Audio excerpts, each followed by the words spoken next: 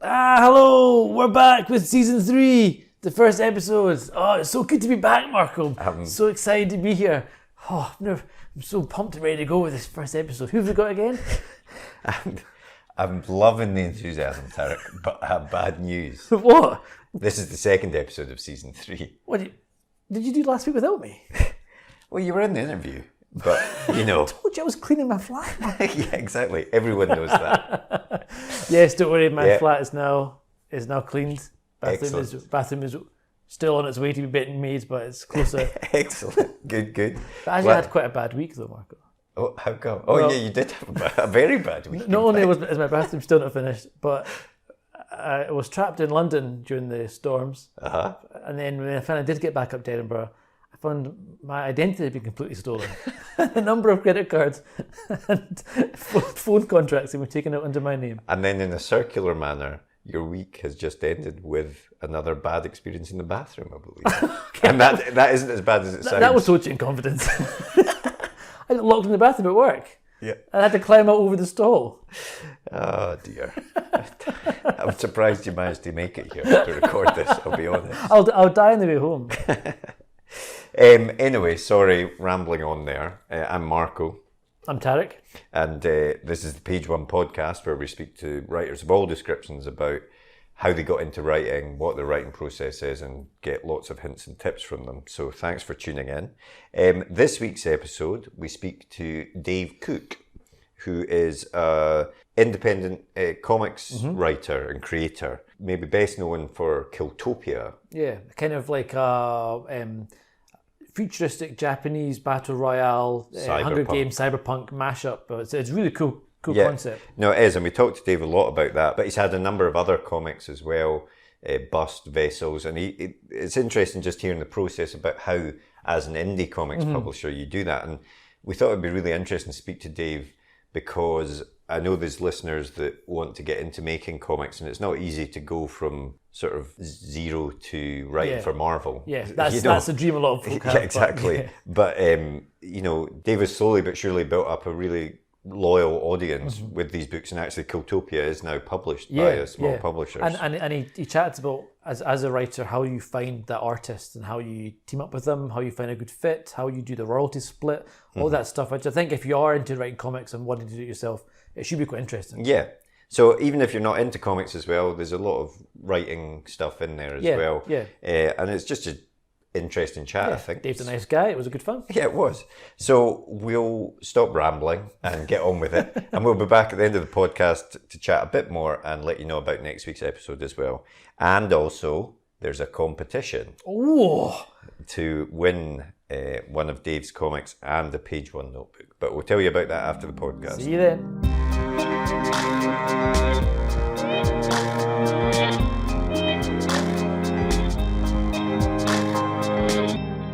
Actually, to be honest, I wasn't really into comics until university, actually. So I studied journalism at Napier at university. And one day my flatmate came through with a comic and said, "Oh, you'll like this. It's about journalism." And it was a copy of Transmetropolitan by Warren Ellis and Derek Robertson. And I was like, "Oh, okay, fair enough."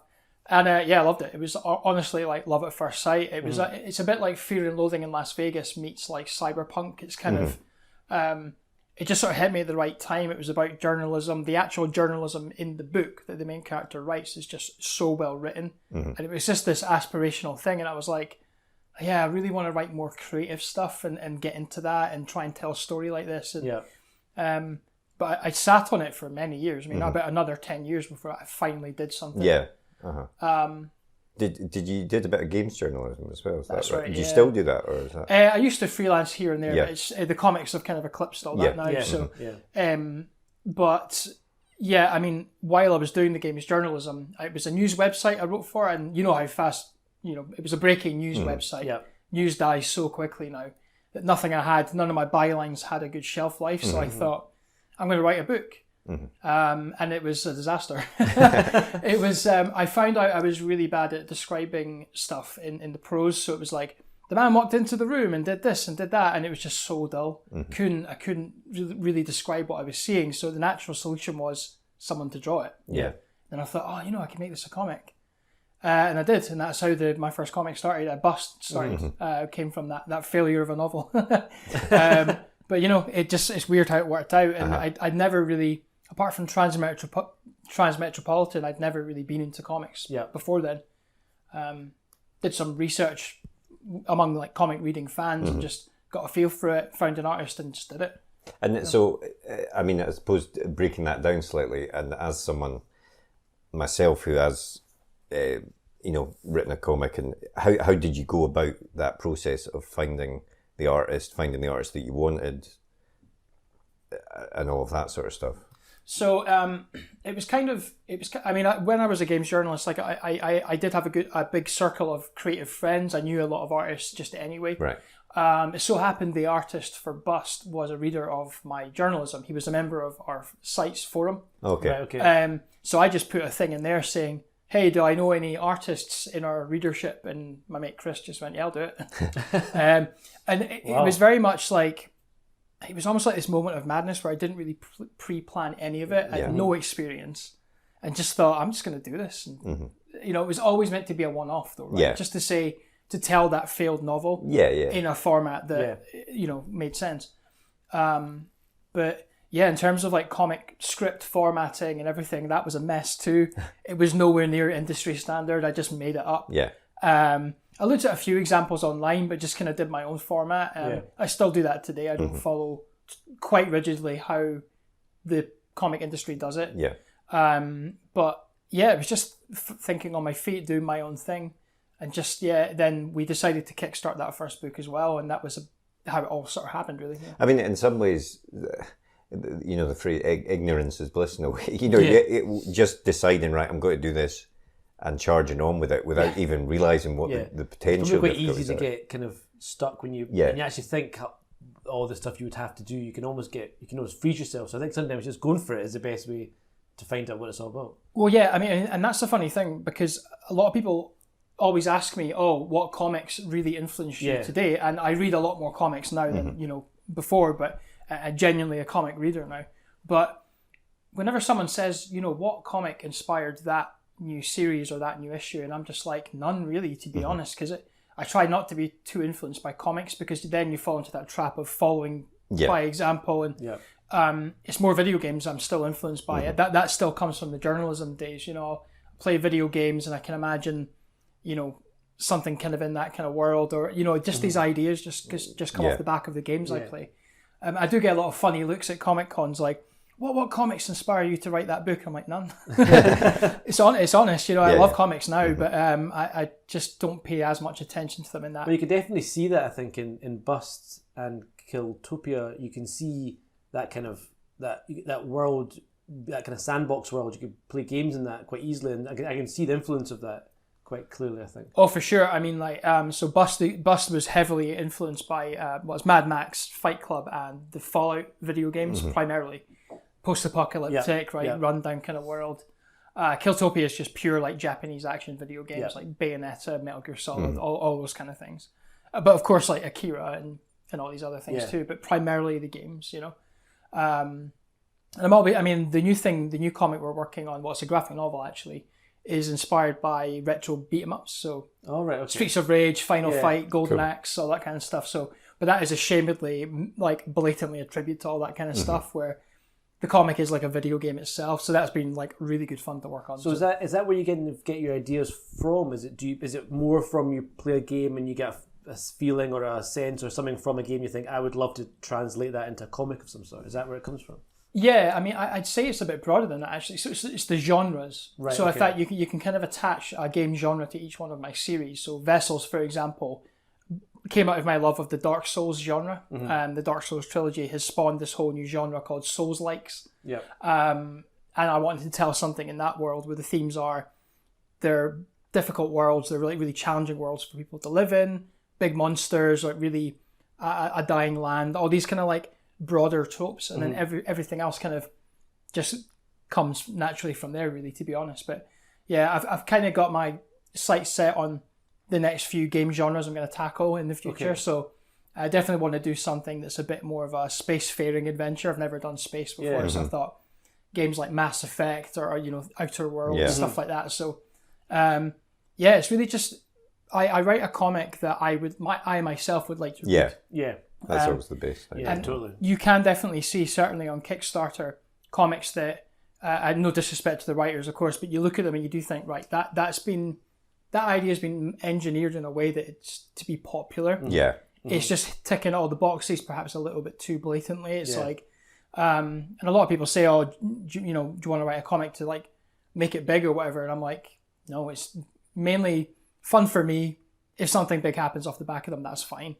But I just want to write stories that I want to read. So And it's actually something we've talked about as well. To actually hold in your hand a comic that you've written. I grew up reading comics. I love comics. So to have that sort of thing in your hand would be a great feeling. Just to have. to even if that's it was, all it is. Yeah, exactly. Even if it was only me and you that read it, it would be a great feeling. With your first comic, then you just decided to do it, and you had the artist. What was the process there, and how long did it take for that to come to fruition?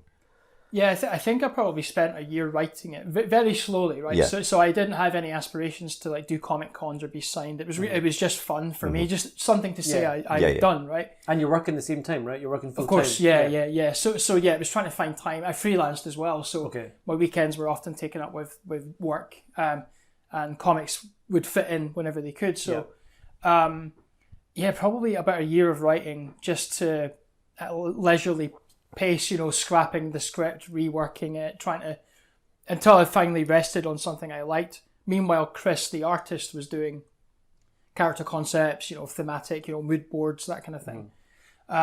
Just to get the look and feel down, because obviously, like, comics are a static medium, but you want it to pop off the page, if that makes sense. You want the reader to have a real sense of place and be able to put themselves in that environment, in that open world, to use that phrase. So there's a lot of that, a lot of iteration, and then probably all in all about a year to make. And that's the first issue. That was the first issue you were working on. Or was that the whole series? The first book, I would say. So it was never coined as an issue 1 to begin with. It was purely a self-contained story. Okay. So what then happened? I thought, I went to Edinburgh Comic Con, just as a punter to show pages of the book. I mean, it wasn't even printed yet, right? It was on my iPad, and I was just being that guy going around saying, "Hey, can you check out my work?" But everyone, what comic writers will find is that the community is so friendly. No one will say no. They'll all take a look at your concept with keen interest and give you feedback. And cool. So that's what happened to me. How was that? Because as someone, especially you weren't into comics before all your life, to go to a Comic Con. Yeah. We've discussed this before because we had like Jim Zub and. Who writes for Marvel, and Chris Golden, who's written X-Men and stuff, and Mike Carey and stuff. And they've all said that Comic-Cons are, it seems to be a very big thing, especially in America. It's like, that's what you have to do. Yeah. It's not a very British, personally, I out of your comfort zone, aren't you? Yeah, I would be totally out of my comfort zone going up and going, could you look at this? It's probably rubbish. Sorry to bother you. Yeah, you feel. I'd imagine I would feel like a total nobody just in this world of people who are probably know what they're doing, and I just didn't have a clue what's going on. Well, so there's a few interesting things there actually. So like, you look at things like San Diego Comic Con, where it's a bit more on the corporate side. It's like the big Marvel trailers. It's not so much about the comics anymore. The British scene, I would say everyone... So the areas that all the independent comic writers stand in and have their tables at is called Comics Village. That's how we kind of refer to it. Everyone in there, what you'll find, they still remember where they came from. Yeah. They remember what it's like to be you, essentially the person coming up saying, "Hey, can you check out my concept? Can I get some feedback?" I get loads of people coming up to me, and I'll happily look at their stuff and give them pointers. I don't know of anyone who wouldn't. So I think that maybe the British mentality is a bit different there. But certainly it's a place where it is a bit weird the first time you go to one. Yeah. It's a bit like, oh, what is it going to be? But you'll probably find a lot of people I know who have anxieties and they don't like crowds, or they're perhaps a bit shy. They just come alive at these things and say they feel like kind of safe spaces for everyone where all are welcome. And So I would definitely say to anyone who wants feedback on a script or even their artwork, bring your portfolio, bring some script notes, bring anything and see what people say, and you won't be told no. I guarantee it. Yeah. So sorry, I interrupted your story. So you went to Edinburgh Comic Con with Bust the first time, or a few pages anyway. Sorry. Yeah. Yeah, sure. So I picked up a few business cards from people and some emails, and people just it's how I met one of my best friends, James. Actually, we're still good friends now. And he just said, yeah, send me more, send me when it's done. And we got talking, and I think it was him that said, oh, you should do Glasgow Comic Con, it's coming up, and you can share a table with my friend Janine, who's an artist. And they worked on a comic together. And she was like, yeah, you can buddy up on my table. And I had maybe like 20, 30 copies of Bust 1, or it wasn't even Bust 1 then, it was just Bust, there was no plan to continue it. Yeah. People bought it, and I had my email address inside. And no joke, people were like getting in touch with me saying, oh, this is really cool, when's the second one coming out? And I was like, oh yeah, I could I could continue this. So because it was a complete story, I kind of did a bit of a time skip and then continued the story there. Then all of a sudden it was a thing, and it was almost like my failed novel. It was like a happy accident that people liked it and then got in touch, and that was the kind of kick I needed to say, yeah, this is like an outlet now. This is like something I can do on top of the 9 to 5 to be creative and have an outlet, and and it's just worked out from there, really. And was that was that before the Kickstarter for Bust? I take it, was that, or was this? Yeah, no. So Glasgow Comic Con was where we launched the book. So we had kickstarted it actually. So I'll backtrack a little bit. So when I was a games journalist, I interviewed a lot of game developers who were using the platform, and this was like Kickstarter was still really new at this point. So this is around about 2010. So through interviewing all these developers using it, some campaigns that had failed, some that had succeeded, I started to get a really good idea of how it worked, how to market it, how to get the name out there, how to run a good campaign, or how to avoid running a bad one. So I'm definitely quite lucky in that regard, where I kind of knew how to do it. So I started pricing up the booking, and I just thought, oh God, I can't afford this. And again, it was just a friend, I forget who, but someone definitely just said, oh, you could try a Kickstarter. And I was like, oh, what's that? I knew what it was, but I was like, how does that work for me? How do I...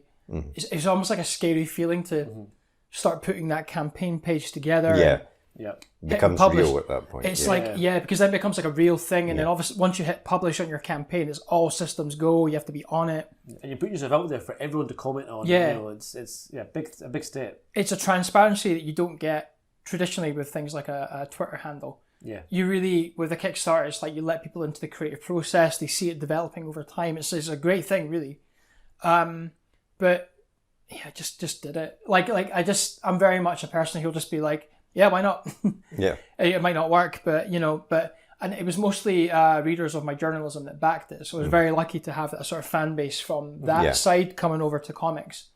And is that how you sort of promoted it, through forums and stuff like that you, or people you knew, or readers and things like that? Is that where you got your main base of backers in that initial Kickstarter? Yeah, so it was largely on my personal account. So now I have Facebook groups, pages, for all my comics, and I'm a lot more savvy now with the marketing. But it was really just on my own personal feed to that echo chamber of my friends. But and I still it's imagining if they hadn't taken a punt on the idea. Because when you think about it, Kickstarters really are, you're paying for the promise of getting something at some point. Yeah. I could never, I maybe wouldn't have finished that book, maybe something would have happened that meant I couldn't deliver, but I mean, it sounds corny, but it's so grateful that people did it and took a chance on. Because it's quite a nebulous thing, isn't it? And as you said, you're asking folk to take a punt on something which doesn't exist yet, and it is. It's nice when folk have that trust in you, I think, isn't it? Yeah, and that's why things like updating people on the creative process and letting them into that, and seeing like old, proof of concepts, development journals, that kind of thing. They appreciate it because they see that you're working hard on the thing and you're trying to do the best for them. And I think the more campaigns you do, you'll see, you should, if you're doing it right, you see the numbers go up and up and up with each campaign, because if you run a good campaign, the end product's great, they'll come back. Exactly, So it's worth just being as transparent and honest and sort of let people into that process as much as possible. Like, how did you work out, right, how much is this going to cost me? How many books did you plan on printing and that sort of thing? I was a bit silly about it. To be honest, I didn't do too much homework. I mean, I didn't, for example, like price up how much a print run of X amount of copies would be. I really should have done that. Postage completely blindsided me as well, because I think we had something like, it was only, I mean, I say only, but I don't mean this to, play it down, but 120 backers for the first book. Getting over the 100 mark was great for the first attempt. I hadn't priced up, for example, if a percentage of those people come from America, how much more postage is going to be. Yeah. That's the real dangerous one, because like you could price up for, so even if you're experienced at Kickstarter, you can price up postage based on what you think. But then let's say, 50% of your backers are from Australia. Yeah. All of a sudden, that number. So I didn't actually do very much of that. I kind of set a target of like, I think it was like £300, because all the art was paid for at this point. It was really just to cover print cost and all that kind of stuff. So had you paid for the art yourself, or you could have hired the artist and said, right, okay, Chris, I'll pay you for the art, and then after that, I'll run it myself type thing. So all the art was paid for, so half up front, half on delivery. Right, okay. I mean, you guys all know yourself. I mean, there's a lot of this like, oh, you'll get royalties. I won't pay you anything now. Like in comics, that's a big no-no. Yeah. In fact, like writers who do that get like ousted on Twitter, like by artists. They'll be like, check this guy out, trying to sell me on exposure. So no, but so that's we were kind of lucky in that because I was doing freelance as well, so I had enough money, script and save to pay Chris to do all that. So all we really need was postage and printing. Yeah. But the first campaign made just over £1,000, so we needed 300. Brilliant. So the excess rolled over to the second issue, and so that's how we do it. Everything just goes into a big pot. Whatever we've got left goes into the next one, so we can ask for less each time. So it's almost kind of becoming this self-perpetuating machine now. So the money we make goes into everything, and ideally, I'd love to just like run everything off Kickstarter, and just keep that going. But I'm always worried that the next campaign will be the one that fails, or like the bubble bursts and people go off the platform. So I think we all kind of live in fear that might happen one day. But and you're saying we. I mean, you've worked with different artists across your projects. Is it something that when you come up with an idea? Obviously, the idea probably initially is yours, but how collaborative is the process of the story, or do you say, right, this is the story, and just pay them to do it essentially, or is it a discussion with your artist and say, what do you think, and go back and forth? I guess it kind of depends on the creative team and the project, to be honest. So for example, with Bust, in fact every script I do, the panel description notes are kind of descriptive to a point. Where I've read scripts where like everything is described, and there's no room for like creative license on the artist's part. I'm not a fan of that, because I can only imagine having to write a comic on spec. Yeah, and I wouldn't like that restrictive brief, so to speak. So I always kind of keep it a little bit loose, a little bit vague where it needs to be. You wouldn't want to be vague about like a pivotal scene or something. No, Whereas other artists do like the clarity. Killtopia, for example, the panel description, just because we want the pages to be so dense. I mean, there's a lot going on in the artwork. The panel descriptions can be quite long, but Craig, the artist, like is just so great at like dropping in Easter eggs and little references to things and just adding his own little spin on it. And I'm just always excited to see how he interprets what I've given him. And it's always great. And it's like, there's some panels where I haven't said very much and he does something amazing, and I went through the book so many times and just kept on finding little things here and there. And it's a nice thing to see, but sometimes artists will just get in touch with you and say, I don't think this panel description works, looking at it once it's drawn, because and often I'll go, actually now I can see it on the page drawn up. I kind of get where you're coming from. I didn't see that in my head, when I was writing it. So you have to be open to positive, constructive feedback from your artist and sort of collaborate to that degree. Also, things like look and feel of the characters. If you write a bio for a character, the artist still needs to interpret that, and it's everything from like their stance, their demeanor, their facial expressions, the way they carry themselves. So sometimes it's quite nice to get an artist to just do a character sheet. Different poses, different expressions, and just to get the feel of that character down. Because I imagine that you want to play to your strengths, and I guess the artist's strength is art. So you want to. There's no point in hiring a great artist and saying no, just do exactly what I said. You want them to be the best they can, and it makes sense to exactly bring their own stuff to the table. Yeah, and I guess you have to trust, especially if the artist is quite well established, like why they've got so much work. They obviously bring calling cards or some sort of like a style that's their own to the table that makes them so popular, makes their work stand out. You wouldn't want to quash that, by giving them too prescriptive a brief. So yeah, totally. I think it's just being respectful of their craft as much as they should be respectful of yours, I think. And so, as you've created more and more comics, with each project, do you have artists approaching you, or are you always going out and saying, right, would you want to work on this together? How does it work? Yeah, no, I mean, I'm now getting people approaching me. I had someone actually, it was a weird one. I had someone approach me asking if they could draw the next issue of Killtopia, and I was like, sorry, that's not kind of how it works.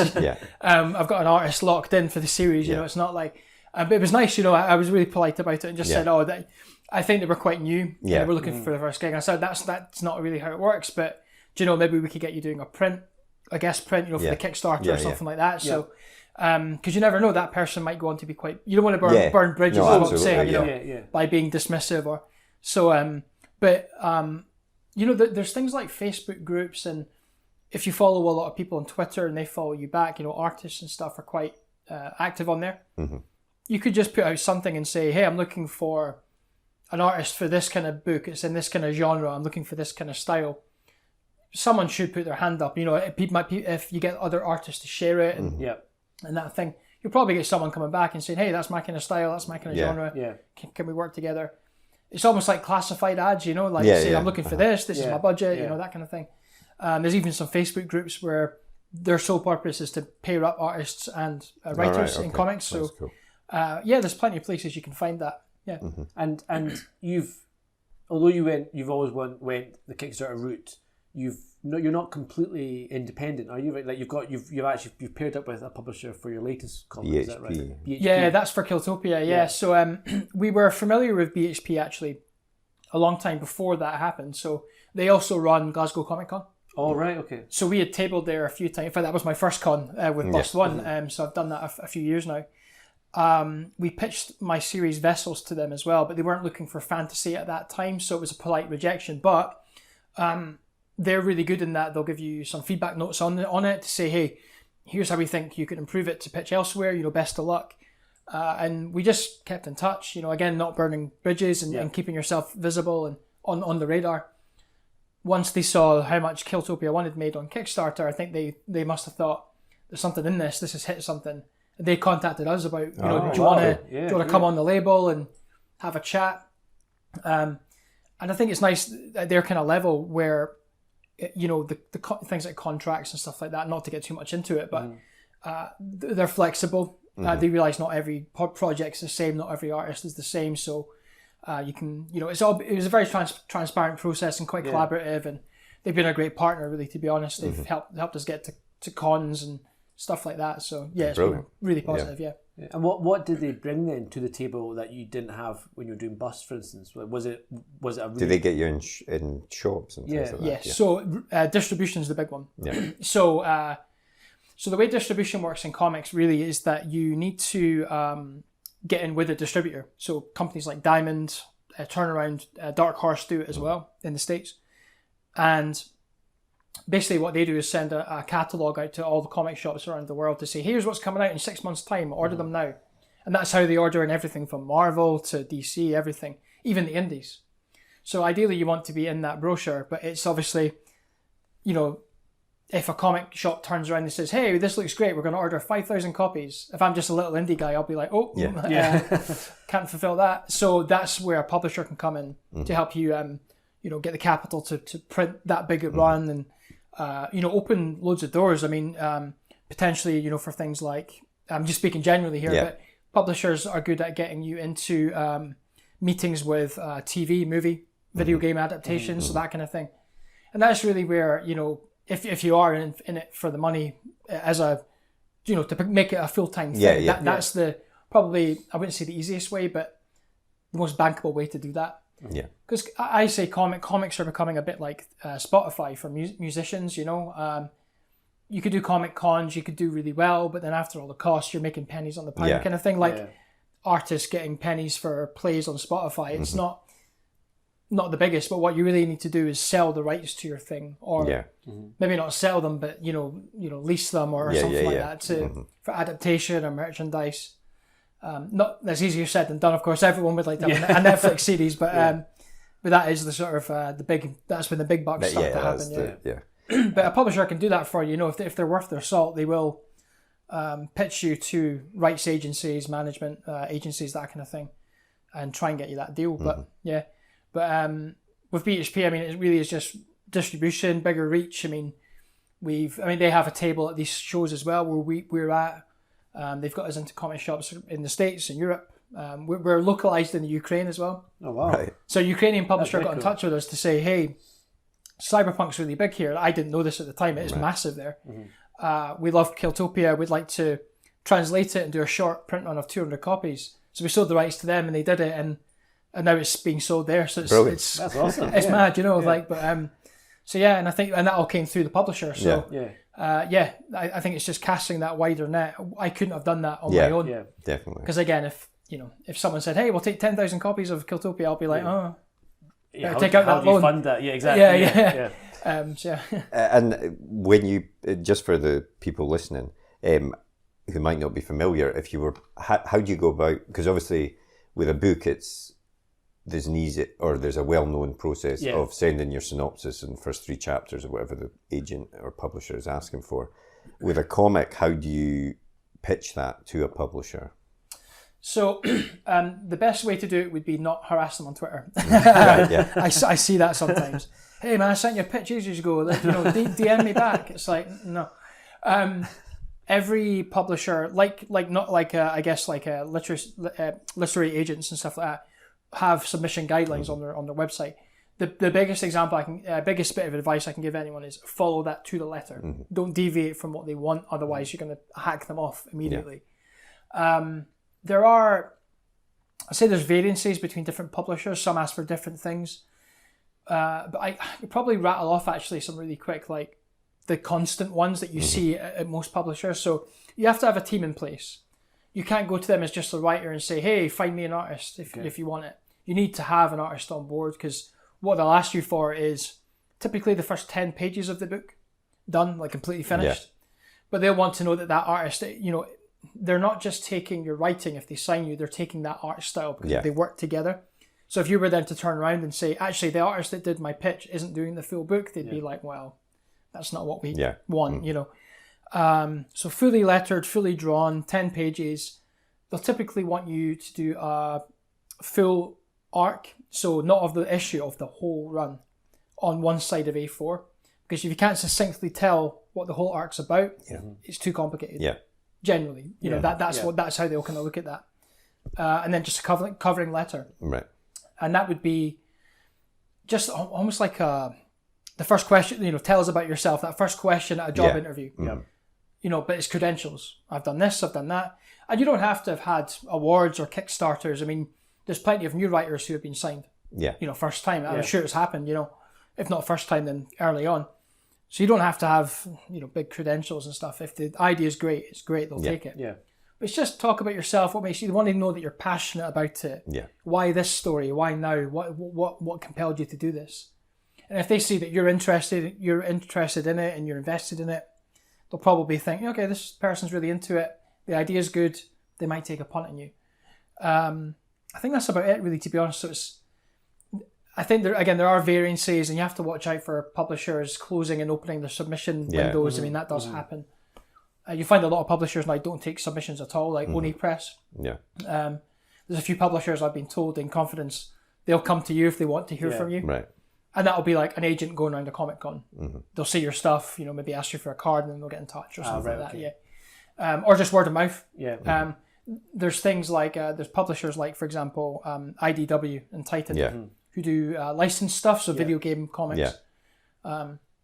If you've done an independent comic that's kind of like the style of a video game they're doing a series for, they might know of it and then say, hey, we like your handle on the sci-fi genre. We're adapting the new Star Wars video game or something. Do you want to do you want to talk about them? Yeah.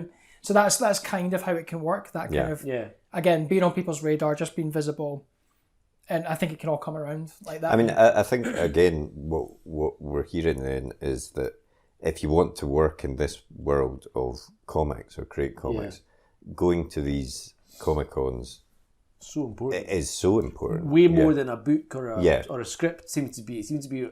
I guess because it is a very visual medium, and also because there doesn't seem to be that middleman process of an agent. There's not an agent. Yeah, it seems to be very much. Yeah. You and the publisher. Yeah, and that comes with pros and cons. I mean, the pro is that it's quite a low barrier to entry, and I mean, I mean that in all you need to do to get a Comic-Con table is apply for one and pay for it. Now, some Comic Cons will want a bit more, a body of work behind you before they'll entertain taking you on. But then the danger is doing too many cons. I mean, my first year of doing full year of doing cons, I maybe did like 20. You think 20 weekends out of the year? Yeah, it's quite a lot. When you've got a full-time job and being able to afford to travel to these places. And that's all around the UK, I take it. All around the UK. So the London one is a killer because it's a 3-day show. Yeah. It's a great show. But the big thing, all these shows you have to think about is how likely is it I'm going to break even or make a profit? Again, not in it for the profit, but you don't want to be skinning yourself. You don't want to be like running out of money, you know. So the big things are, travel. Do I need to get more books printed for stock at the show? Factor in that cost. I mean, just getting by for the weekend, food, going out for the after drinks, things like that, all these costs. So I think even at a beginner level, being a bit choosy about the shows you do is wise. Don't do too many, dip a toe in and just see which shows actually work for you. Because there's some shows that I sell great at, there's others I don't. It's not the show's fault, it's maybe just the fan base that's cultivated around it. It might be more into sci-fi or more into steampunk or something else, So you win some shows, you lose some shows, but over time you start to get a feel for, I might not do that one next year. I might go as a punter and get a feel for it instead. See if it's changed, how the fan base has changed. So it really is just a case of applying for these shows and just turning up and seeing what happens, really. And when you go to a show and you sell a comic to someone at the show, how does that work between you and the artist? Do you agree a cut between the two of you, or have you paid for the art and that's all the artist gets from it? It's quite flexible, actually, to be honest. I mean, I've been told a lot of the time that the done thing is just that once you pay for that art, the royalties don't come into play. You basically bought that, it's yours. The writer or creator owns that now. That's not always the case. I mean, for Killtopia, there's a royalty split. And I think it's because Craig had such a massive part in cultivating the look and feel of it and the characters. I mean, we sell comics on cover alone, which he did. There's people that it happens exactly like this. I'm standing at my table at a Comic-Con. Someone will walk past, like, kind of catch our big banner behind our table in the periphery and literally double take and go, "What's that about?" And I've sold it to them. And some people have literally picked it up and went, "Oh yeah, that reminds me of Akira," or "That reminds me of like a manga." Or the art is so striking in that book, though. It does jump up and grab you. The colours are fantastic. Yeah, and literally, I've had this verbatim. Someone said to me, "Oh yeah, cool, I'll take it." I'm like, "Do you want to know anything about it?" No, don't spoil it. I'll just take it. I'm like, "Oh, cool." So naturally, there's got to be some sort of a compensation for the artist there. But typically, it's once the art's paid for, that's it. But again, different publishers have different rules on that. If people get a credit on the cover, maybe they get a percentage by default because they're named on the cover. So I'd say actually that's probably another good tip for when thinking about which publishers to pitch. Just have a feel for like, what are they offering? Because it can't, there are some smaller publishers. I had this in the States actually. I had a publisher approach me. I won't name them, of course, but I looked through the contract. It was just a sample contract. They were like, "Oh, we can offer you this and that." And it was like, if we sell the rights to your comic to TV or film, we want 75% of everything thereafter from that deal. And I'm like, well, that's on an IP that I've created. You've done all the hard work. It's not right. So there are some publishers out there, again, I won't name them, but certainly in my experience, there's been one or two, it's mostly them on the American side. They hoover up young or fledgling comics. We'll sell your comic, and all they want is the IP rights. They just basically hoover up all these properties from people who are just desperate to get their first deal. And if you look at the clauses, it's always like 75%, 80% of the film rights, and it's like, come on. Yeah, you're not left with much after that. Come on. Yeah. It's like, come on, but that's what they'll do. They'll just pitch until one of them lands, and then they've made potentially millions. Absolutely. I just say, just be super vigilant about that. Don't be afraid to ask the publisher questions. Certainly, again, with BHP, we went through that contract line by line over like a beer, and just like, do you want to tweak? Do you want to tweak any of that? Is that fine? Do you understand it? Like, we could elaborate more. And see, with them, they were happy to do that with we just went. Oh, wow. So their office is in Glasgow, right? So we just went down for the day and just went through it. I had a coffee afterwards, had a drink afterwards. It was just like, I mean, that must be a really good sign of a place who are willing to go through that level with you. They really want you to. They want you. They don't just want your work. They want you to be there on your terms, type thing. Oh yeah, I mean, like, no word of a lie. They've been so supportive of us and patient as well. So because we're still, before Killtopia got signed, we were fully independent. Right? We were not accustomed to the way that all this bigger side of it works. Yeah.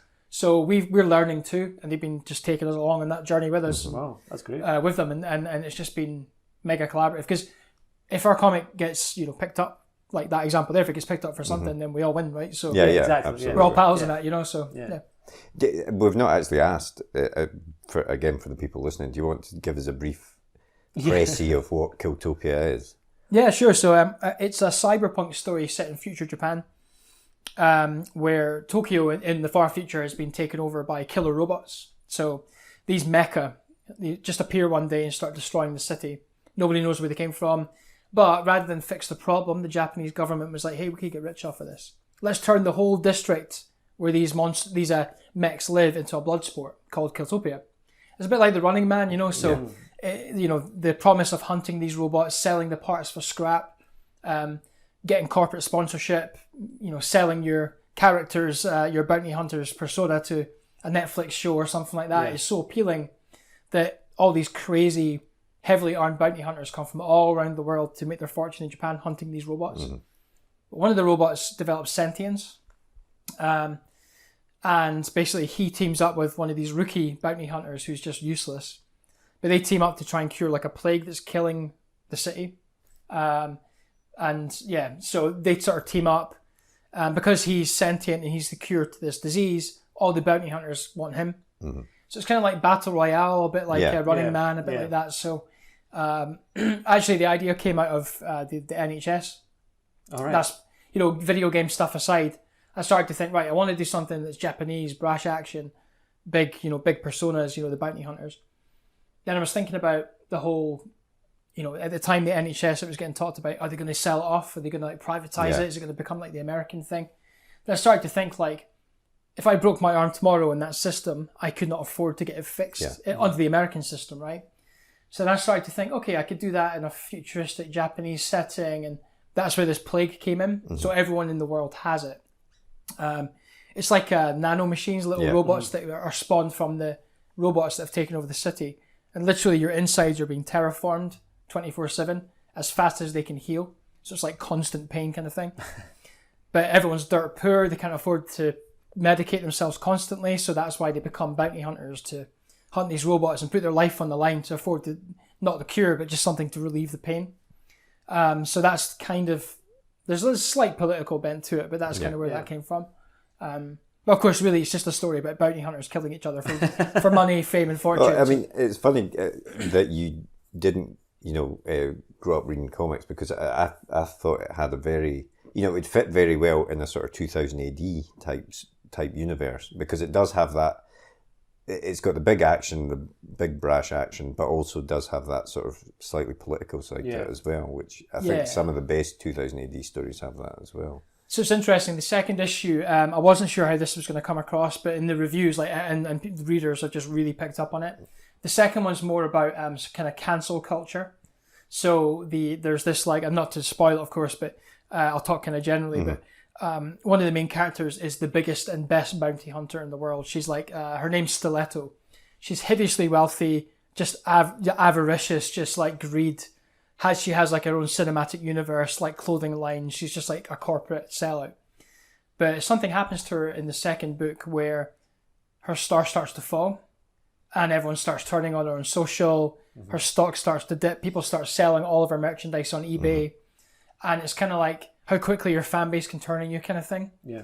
And it must have worked. I mean, everyone's kind of mentioned it in the reviews and stuff. So, but I just thought that's so relevant these days. Like that happens all the time. Yeah, and absolutely.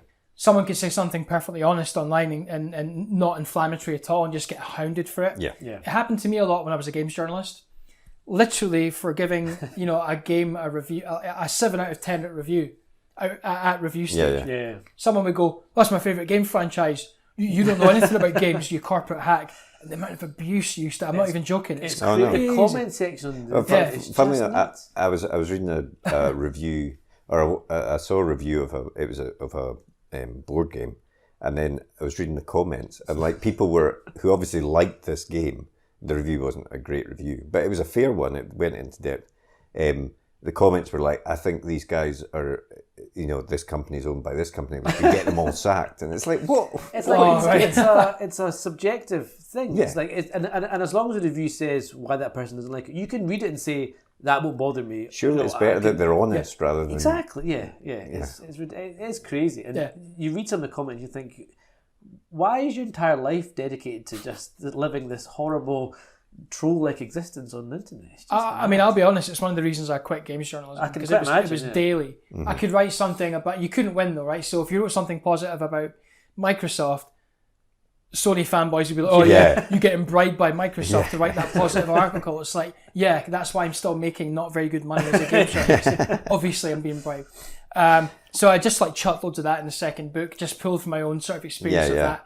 And it seemed to work out. So I imagine that'll click with so many folk, know exactly what you're saying when that stuff happens. I think so, yeah. And then the third book, which is written now, not to give too much away, it's more about kind of relationships. There's a lot of stuff about in an age where we're kind of like, and I'm guilty of this too, glued to phones, all that kind of stuff. I'm not like a paranoid person when it comes to like, oh, my relationship's going to break down because I'm on Twitter for 10 minutes a day. I'm not.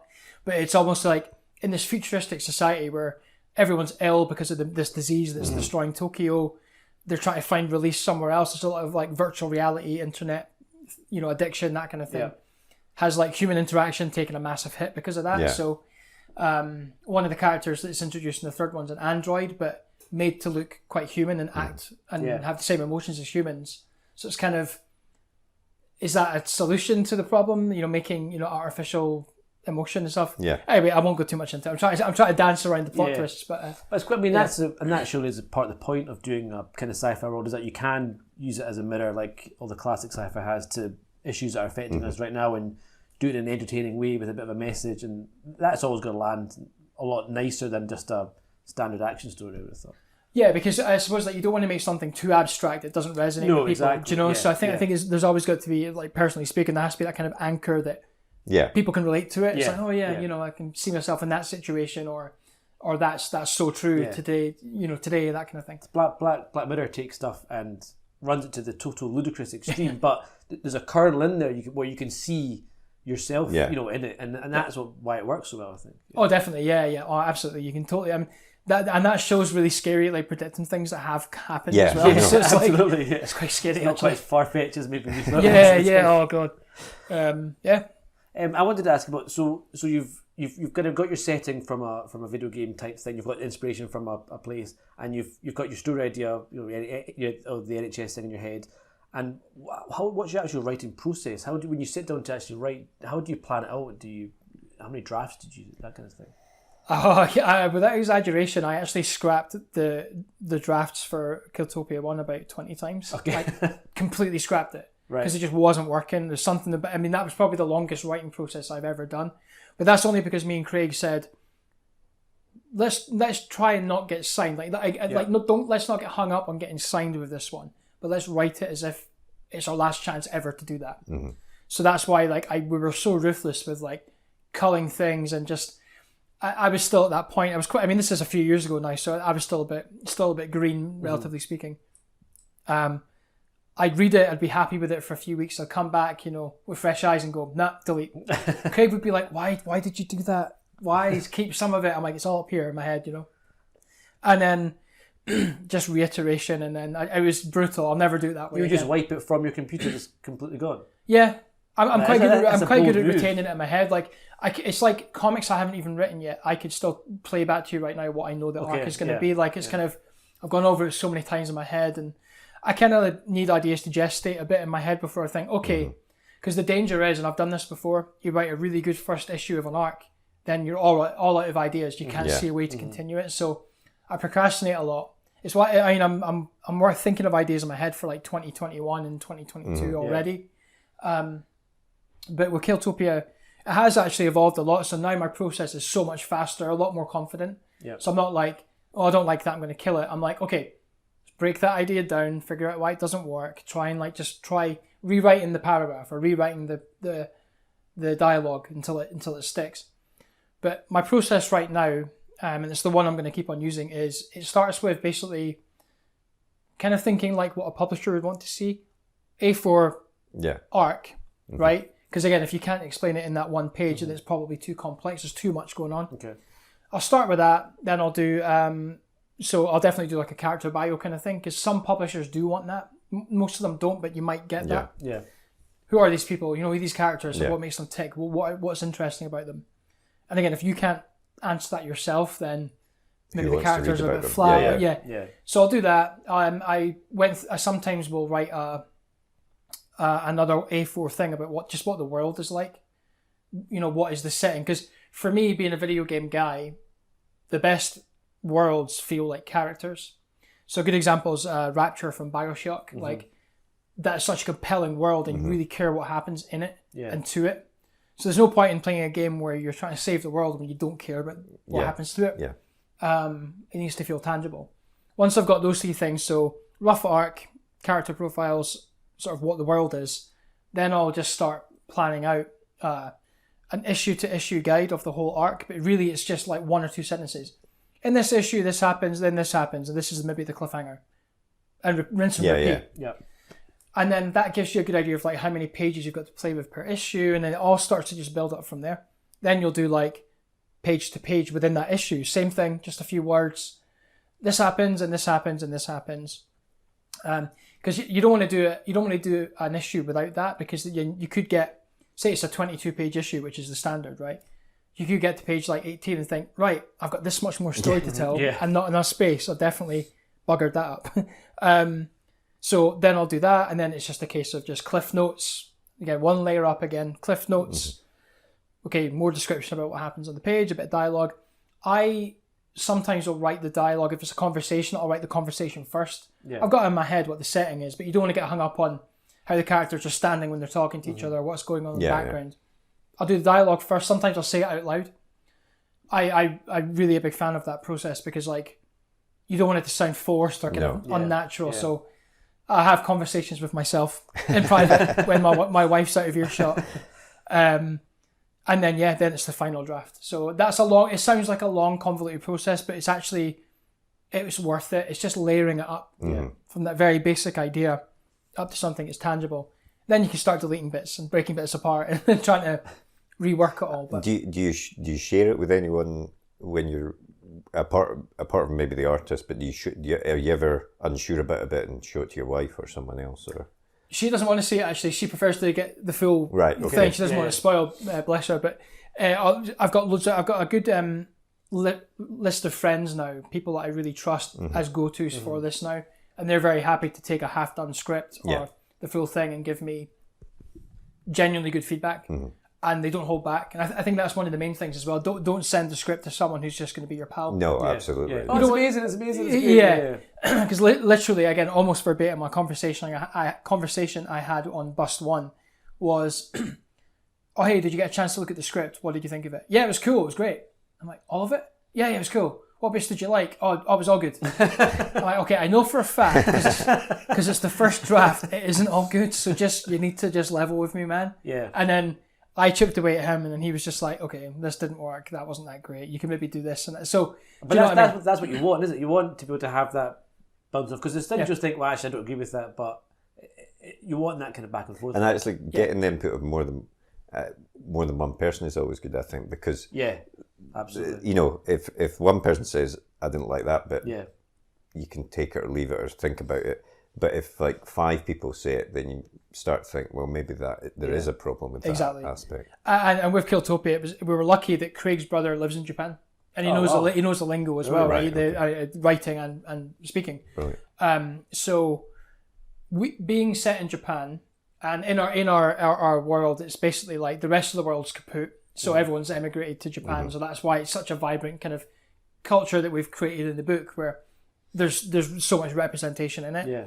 We didn't want to whitewash anything or get the kanji wrong or do anything that was culturally insensitive. So thankfully we didn't, but that's because Craig's brother Gary, I mean, he really let me have it on a lot of the stuff. Like there was nothing too bad. It was just like, if a Japanese person were to read this, they'd find that really odd or this odd. So a good example is, have you guys ever been to Japan? Let me just ask that. So just to preface this. So in Japan, they take the train service really, really seriously. Not like ScotRail.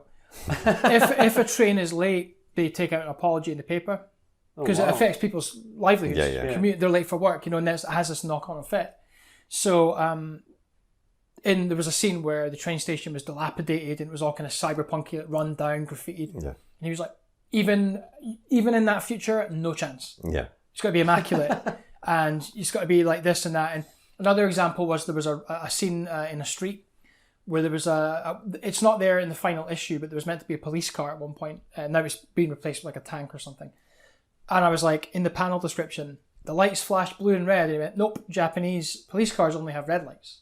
Fix that. Yeah. And I'm like, okay.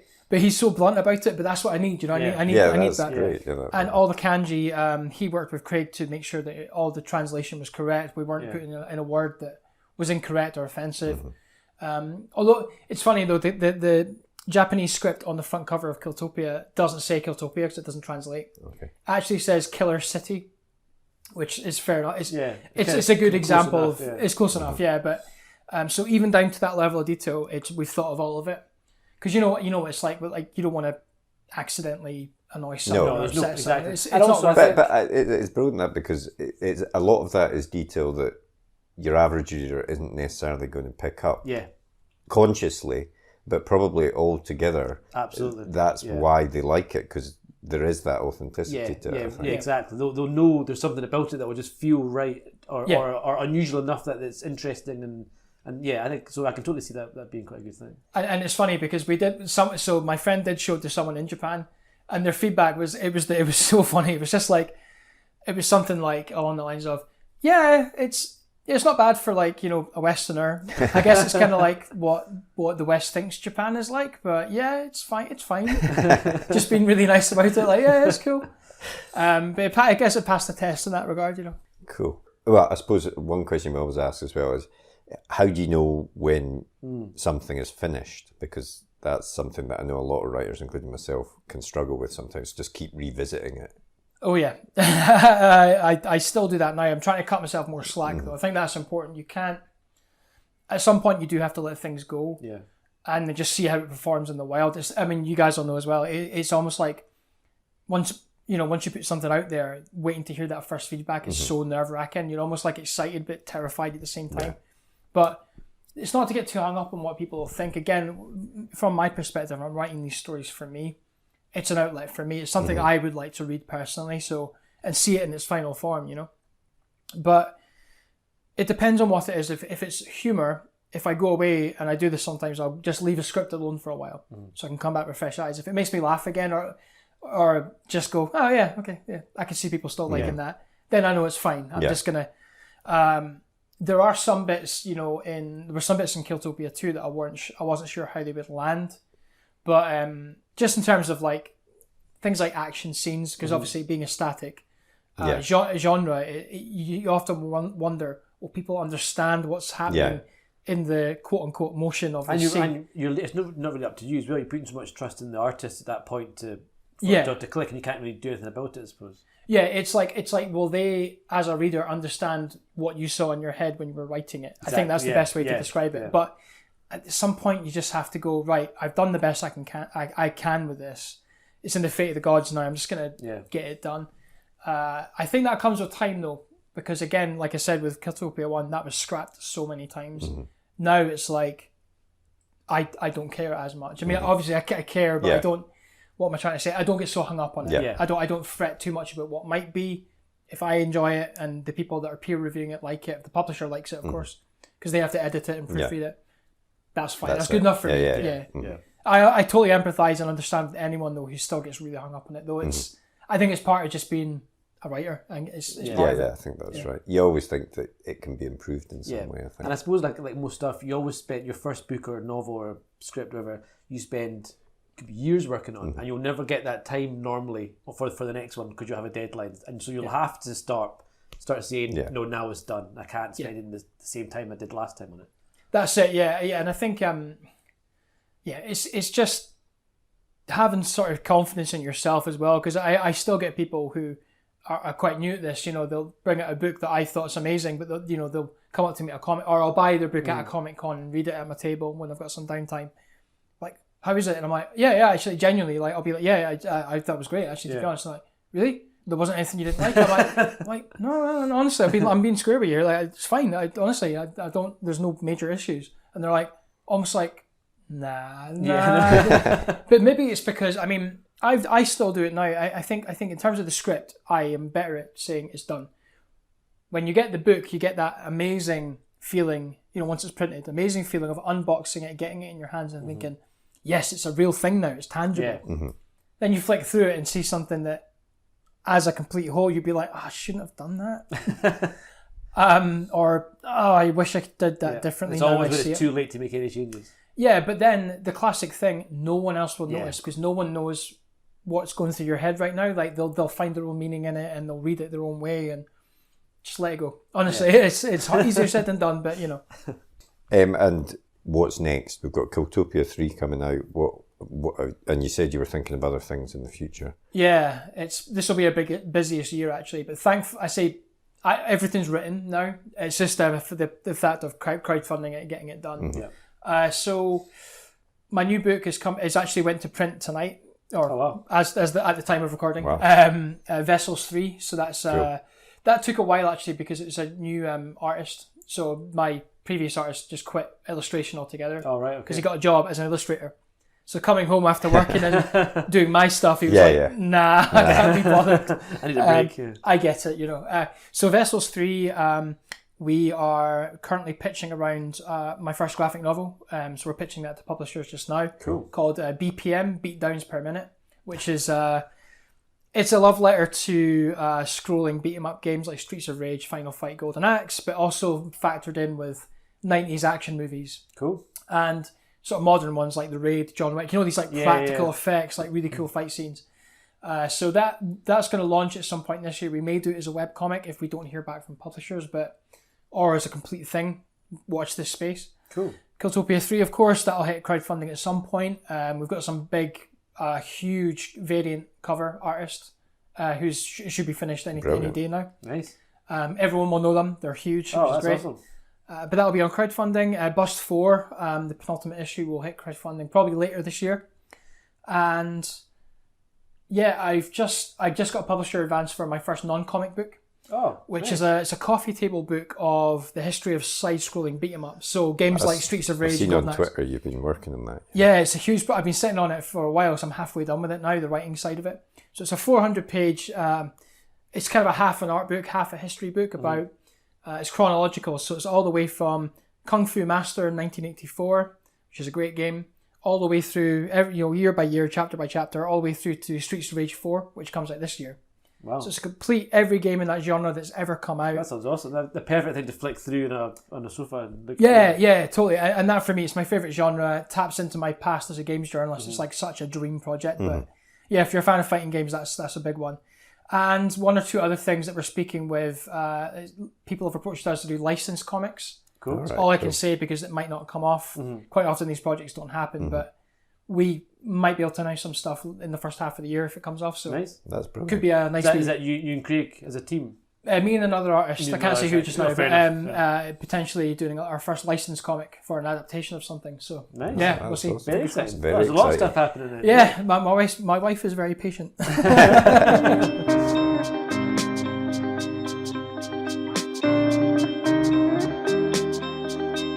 what was the last, in your case, last comic you read? So I read, actually from start to finish, I basically bought a collected volume and then bought the next one. There were 6 in total of The Boys. Oh yeah. Which was, on Amazon. I watched the first season, finished it, and I was like, right, I'm buying all of this. Yeah. So I did. So good. And it's actually really relevant now. There's a lot of political stuff in it that echoes kind of what's happening in the States, the political stuff and corporate greed and all that kind of stuff. And the series has adapted the books quite interestingly, but they're both great. I think I would highly recommend the book, even if you like the TV show. Yeah. I love the show. I've not read the book. You've read the. I've read the first one, but yeah, I haven't read the whole series yet. But one as like a warning to anyone who wants to buy The Boys, try not to read it in a public space. Yes. I read on my commute on the train, and some of those pages in that book are so graphic. Where I'd literally be turning the page, and then there's a big like hardcore nudity scene. And I'm just like someone's sitting next to me in the train. I'm like, no, I'll read that later.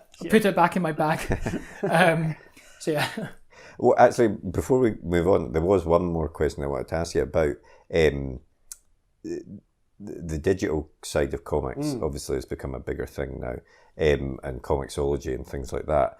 What's your view of that? Because I noticed Killtopia is not on that and things like that. So yeah. Do you know what? Some people find success with it. I would say when I say, well, I'll back up actually. So people find success on platforms like Patreon. That's really big for like web comics, things like that. So as a digital platform, as a digital format, that's good. I'm really not a fan of comicsology. I think the app is great. The sign-up process is actually, the submission process, I think is archaic. I really don't like it. It reminds me of the Apple App Store. If you're an indie game developer, you maybe appear at the top of the indie section for a day, then you're gone. And I know from experience from interviewing game developers as a games journalist, how hard it is to get sales on that platform, because all these bigger games and all these bigger publishers that have budget to spend on placement, ads, that kind of thing, just suppress everything else that can't afford to do that. And I've seen graphs, from indie game developers on the App Store. First week of sales, quite high, then forever a creator done. Yeah. The same thing is true of comicsology. Every week there's hundreds and hundreds of comics that go on there. It's everything. It's Marvel, DC, Image. How are you supposed to stand out on that? Yeah. I mean, you can do your own marketing, of course. I mean, like I do with everything else. But again, like the Spotify example I used earlier, it's pennies on the pound. Yeah. Every quarter I get my statement from Comixology. Here it is. Your statement for the month. Because I don't push it, it's not going to be a lot, right? But it's like, oh, you sold 50 copies of Vessels 1 and 2 on Comixology this quarter. Here's your $6.25, and I'm like, this is pointless. Yeah. That's why Killtopia is not on there. Because it's like, again, it's not just about the money, but I don't want to make myself skint doing this. Yeah. So if I had to put it somewhere, it's going to be like on Amazon or the Waterstones website or for Forbidden Planet as a physical thing. It's just a numbers game, really. But I think if you're really good at the marketing side and you just want to say, because it's good marketing to say, hey, I'm on Comixology. Yeah. It is a nice thing to say and to say you've done. So I wouldn't say don't do it, just don't expect crazy money from it. Yeah. Okay. Sorry, you want to what was the last film you saw? It was Jojo Rabbit, actually. Oh, is it good? It's really good. It's funny because the trailers, it's clearly a comedy, first and foremost. Oh, it gets heavy. Someone at work saw it and said the same thing. It was a lot more than they were expecting. Yeah, I mean, there's a few things that could spoil it, but I'll just talk generally. But it's about like how easily indoctrinated people can be. So it's obviously about this little boy who wants to be the best Nazi he can be, which is obviously quite relevant in today's political climate. But his imaginary friend is Hitler. But that's the like indoctrinated side of him talking to him, telling him to be a certain way. When he starts to think, oh, maybe there's a better way. Maybe I don't need to be hating Jewish people and stuff. And it's a really, I actually hope it wins the Oscars because it's a really relevant message to just some of the crazy stuff that's going on in the world right now. Just to show, don't be that way. Be tolerant of people. And it's got a really sweet message at its core, but some bits are really, really sad and shocking. You're like, oh, okay. You're laughing one minute, and the next minute you're like almost crying. You're like, oh, God. But yeah, it's really good. Yeah, cool. Definitely check it out. Okay. Will do. And last TV show you watched or are watching? I just finished I've watched a lot. Actually, the Christmas break was great for catching up and stuff. I finished Watchmen. That wasn't the last one I watched, but I definitely would recommend that. Legion was the last one I watched, Okay. which I put off the last season for a while, but that's it's based on it's an X-Men TV show, but it's not linked to the MCU or like the Netflix series. It's a standalone thing. It's the same guys that did the Fargo TV show. It's basically about a guy who is in a mental institution. He's like an asylum, and because he's hearing voices, and it's not a spoiler because it's the whole point of the show. He doesn't realize he's a telepath. He is actually hearing other people's voices because he can read minds. And it just comes from there. It gets very like Inception. Yeah, very I trippy, saw the very first weird. season. I thought it was fantastic. I'd not watched 2 or 3, but it was as you say, it's really, really trippy, and it's a nice take on the X-Men stuff. It's not your typical superhero. No, definitely not. Yeah, it's really psychedelic and strange. And the third season's all about time travel, so it's got this extra layer of just what is going on. But it comes good in the end. Like the final season just ends just perfectly. So worth watching. But the third season is the last one by design. It was always a 3-parter, but definitely really good, really good. Cool. Yeah.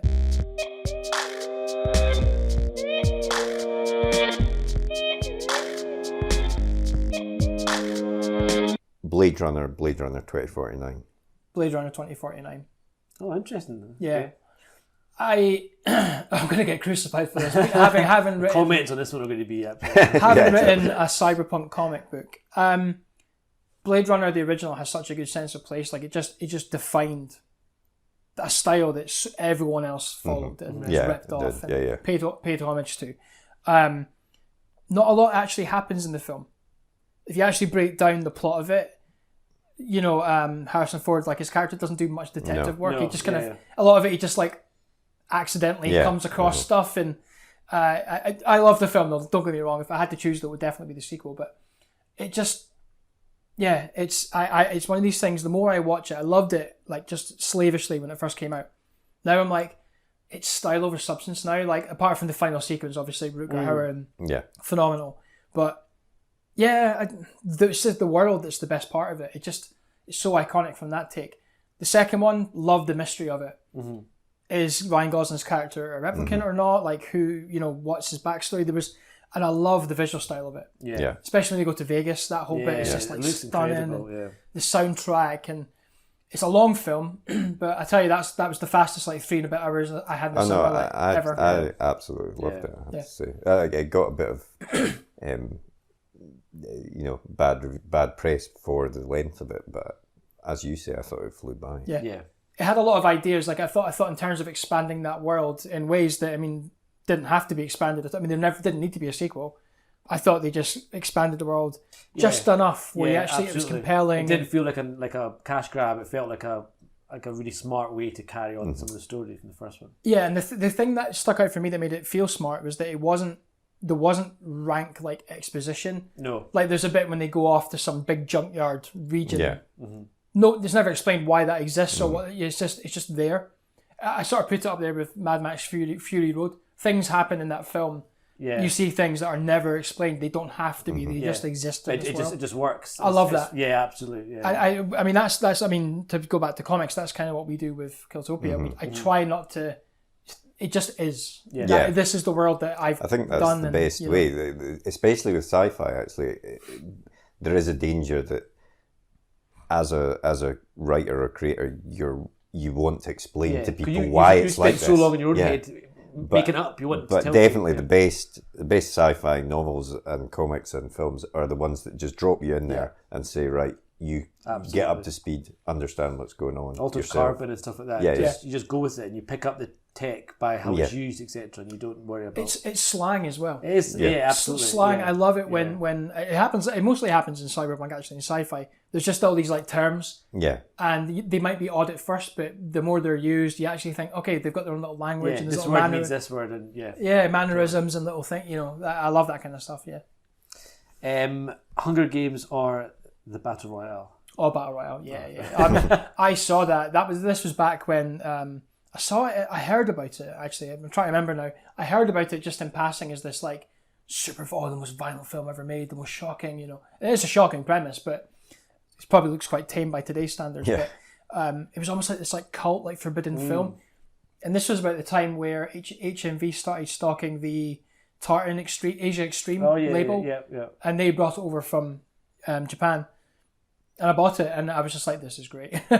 Again, it just speaks to my love of, like, you know, Killtopia is a blood sport, and it's the name of the blood sport in the comic, but yeah, I love the Running Man, all that, the kind of gladiator kind of stuff, like blood sport kind of vibe. So that was perfect for me. I've since read the manga as well. Actually, my wife got it and read it, and it's quite cool. The Battle Royale manga, it's quite cool. Yeah, it elaborates a bit more on what's going on. Like, the characters have more backstory and stuff. But yeah, Battle Royale, definitely. Cool. TV or cinema? Oh, that's a difficult one. I have to choose those, don't I? I love going to the cinema, actually. Do you know, I love TV as well, but actually I still, because I'm a big fan of physical formats and stuff, right? So I buy vinyl, I buy retro games all the time, too much. I just quite like going to the cinema. I mean, my threshold and tolerance of people talking in the cinema and getting phones out is going down by the year, but do you know, I like seeing a film quite early on in release and catching the buzz and checking it out, and it's an experience. I like it. I used to like that before I had kids. I remember what the cinema was. Marco loves a straight to Netflix movie. Yeah, exactly. Fancy restaurant or a takeaway? Oh god, probably takeaway. Yeah, takeaway, just chilling out, heating on, sitting with my wife, sit with the cat, play some video games. Yeah, nice. Can't beat that. Nice one. Nice. And last one: Star Wars or Star Trek? Oh, I don't really like either. I'll caveat that though. That's fair enough. I enjoy, like, Star Trek movies, but not really the show. I just because I came late to it. Yeah. I know there's so many seasons and stuff. It's like I know it's almost too much when you just start. Yeah. Sometimes. Yeah. And Star Wars, like, I kind of just grown out of the fandom of it. Like, I know the new film came out and everyone was like hyped and stuff. I was a bit like, I was obligated to see it. I'll see it to the end. Fine, you know, cool. Love The Mandalorian though, so I'm going to pick Star Wars. Mm-hmm. I've heard that's brilliant. I've not watched it yet. But I should admit I've seen it because you can't legally see it in this country. We'll but put it after March, so don't worry. It's great though. It's like practical sets, like that sense of adventure you got from the very first movie, and I hope, you know, it's great. Yeah, really good. Yeah, I think that's right with Star Wars as well. Is that I've not seen the last film. Yeah, I wasn't a huge fan of The Last Jedi, and you're kind of tired of that story, but the universe they created, there is, like, I when I was much younger, I read the first novelizations or the novels with Throne and stuff. I really liked that. You know, set in that universe, there's a lot of things. I think that's that's it exactly. Like the world is amazing, but the films are very similar. This is very similar, and I know they're doing it. You know, it's an intentional choice to tell this kind of recycled story each time but there comes a point when you think, I know exactly where it's going. There's no surprises really. It sounds controversial, right? But I sort of, I'd say it's enjoyed. Maybe is too strong a word, but I liked that Solo film.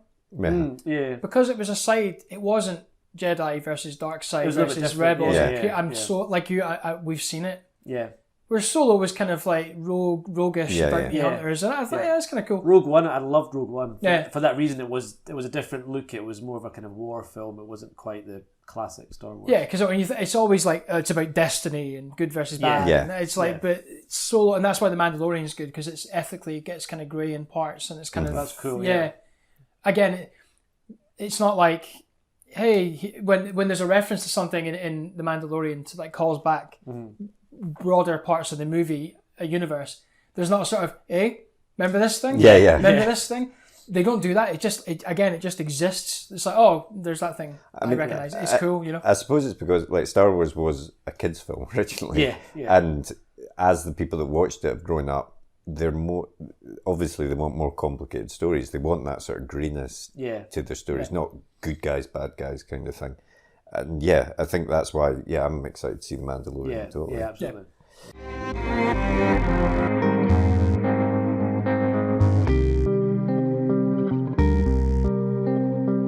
Thanks very much, Dave. That was a really nice chat with you. Yeah, no, I really enjoyed that chat with Dave. I hope you got a lot out of it, even if you weren't into comics, but I think he had a lot of really good advice and tips. Yeah, for sure. Some of which I will be stealing.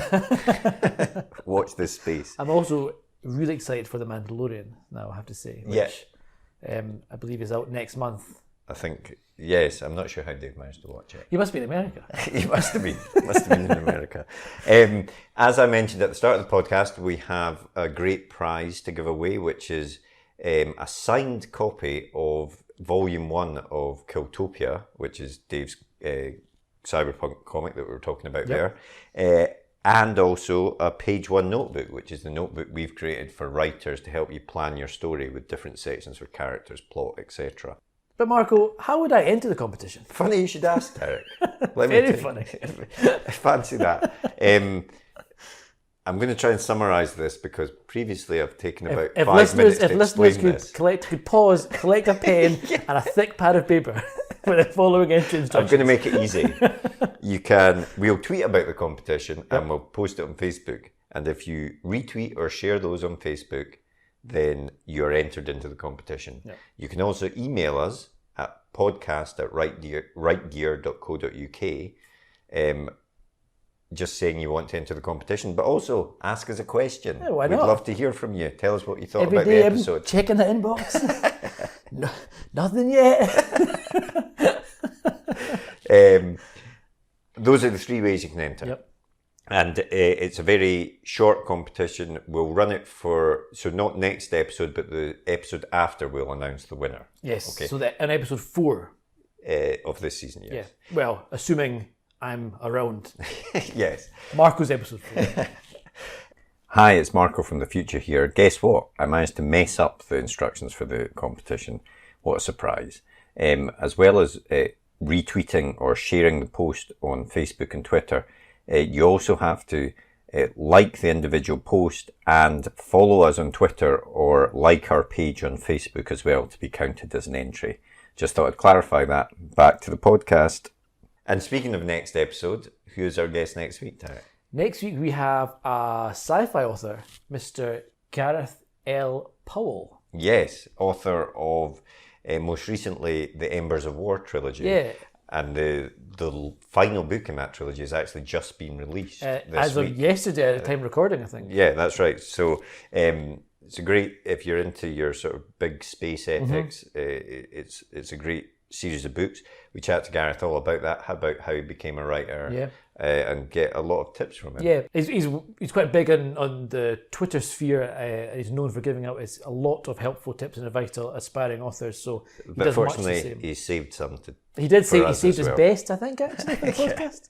So tune in next week to hear us speak to Gareth and enter the competition. And as always, I'm going to do a quick beg for ratings and reviews in Apple Podcasts because it really helps our discoverability. I managed to say that right.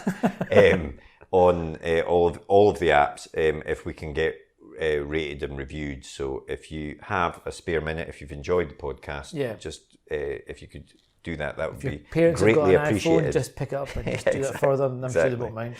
And otherwise, we'll just leave you with a few more words about page 1, the writer's notebook that I mentioned before, and we'll see you next week. See you next week. The blank page. To some, it's terrifying, an obstacle to overcome. But we prefer to think of it as an opportunity, a blank canvas to be filled with all of the adventures and characters in our head. So how to overcome that fear? Well, we all know the best advice for a writer is write. Seriously, get words on the page and more will follow. But what about later, when you start trying to pull those threads of what you've written together? What about the character you wrote about way back at the start? Who was she again? What was she carrying? And where did she leave the MacGuffin that she now really needs in the 3rd act? Think about all those top thrillers you like to read, or that amazing drama you just watched. What did they all have in common? Structure and planning. As aspiring writers ourselves, we've tried many different methods to try and organise all the thoughts about the stories we want to tell. We've been there searching for a piece of scrap paper to note something down, or making a quick note on our phone in between meetings. Or sometimes we'll make a note in whatever notebook we're carrying, or a document on our laptop so we don't forget that great idea. Let's be honest, it can all be a bit messy and it's easy to lose track of everything. And that's when we realised it's not just the story that needs structure and planning, but the way we gather all of our thoughts about it as well. And so we made page 1. Page 1 is more than just another notebook. It's a place to put down all your ideas for your latest project.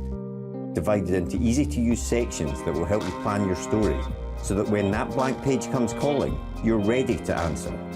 And then afterwards, once it's written, we realised you need to plan how to let people read it, so we included a section relating to submissions. Each one is designed for one project, whether you want to write a book, screenplay, a comic, or any other kind of story.